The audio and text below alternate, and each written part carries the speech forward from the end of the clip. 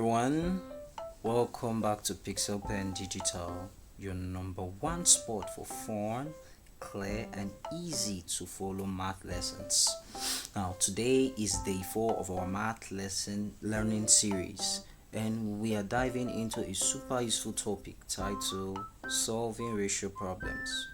So, by the end of this lesson, you will be able to solve problems using ratios like a pro. So grab your pen, grab your notebook, sit tight, and let's get started. Before we start, if you're new to this channel, don't forget to subscribe to this channel, like, and also share this video to other people, and don't forget to click on the notification bell so you'll be notified whenever videos like this comes up. And also don't forget to tell me your favorite parts of this video on the comment section below. Let us proceed. Now let's dive right into our agenda for today's math class. Now, in today's math lesson, we are going to learn how to use ratio to solve problems involving unknown quantities. We are going to learn how to cross multiply in solving ratios. Then we are going to learn and practice some exercise on solving ratio problems, and then we will review. So let's go to part 1. It says using ratio to solve problems. Now, ratios are ways to compare two quantities. Now, if I say the ratio of apples to oranges are 2 to 3, it means for every 2 apples there are 3 oranges. Okay, let's solve an example. Now, the example on the side says the ratio of boys to girls in a class is 3 to 5. If there are 15 boys, how many girls are there? Okay, let me take you down to my board so we can solve this example. Okay, now the ratio of boys to girls is 3 to 5, and boys, the number of boys is what? 15. That means 3 parts is equals to 15 boys. That's if you divide 15 by 3, you get what? If you divide 15 by 3, you get 3 equal parts, which is what? 5. Okay, let's solve it. So this is what you do now. You say the total number of boys is 15, right? Now you divide it by 3. When you divide it by 3, is equals to what? 5. So this is what you do for you to get the total number of girls. Now you are going to use the result you get here, which is what? 5, to multiply the ratio of girls. Remember, the ratio of girls is 5, so you say 5 times 5, which is equals to 25. So therefore, if the total number of boys in a class is what? 15. If the total number of boys in a class is 15, then the total number of girls in a class is what? 25. Hope you understand. Okay, so don't forget, if 3 parts is 15 boys and then each part is 5 and 5 parts is equals to 25 girls. Let's look at how to solve ratio problem using cross multiplication. Okay, this is an example on the board. Say 4 pencils.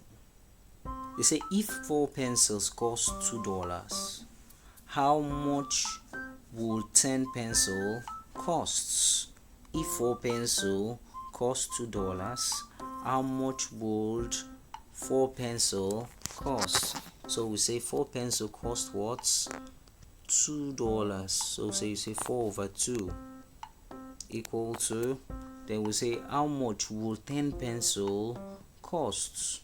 The 10, we put our 10 over, but we don't know the number, the how much will 10 pencil cost. That's why we are being asked, so that we'll find the solution. So let's just say that number should be x. You understand?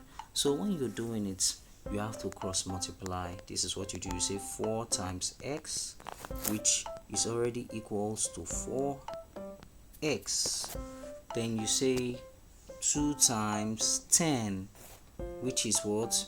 Equals to what is equals to 20. 2 times 10 is equals to 20.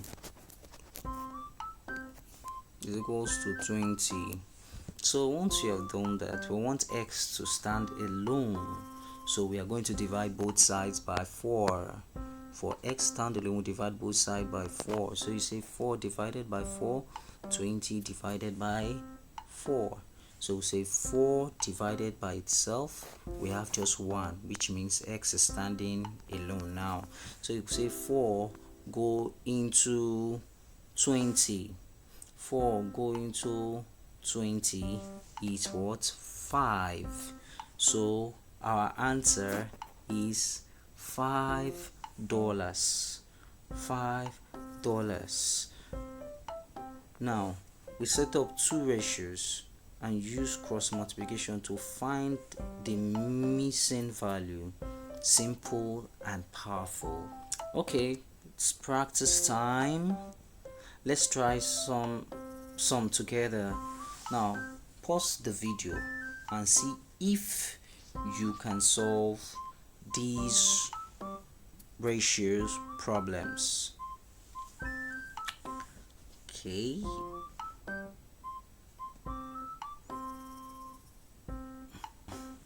well done. Let's check your answers. For number 1, we have 18 dogs. For number 2, we have 6 cups. For number 3, we have $40. Great job. If you got them right, give yourself a high five. If not, no worries. Rewind and try again. Okay. Now, today we learned how to solve problems using simple ratios, what cross multiplication is and how it works, and we practice solving word ratio problems. And I hope you've gotten something today. Now, if you enjoyed this video, give it a like, hit that subscription button, and share it with your classmates.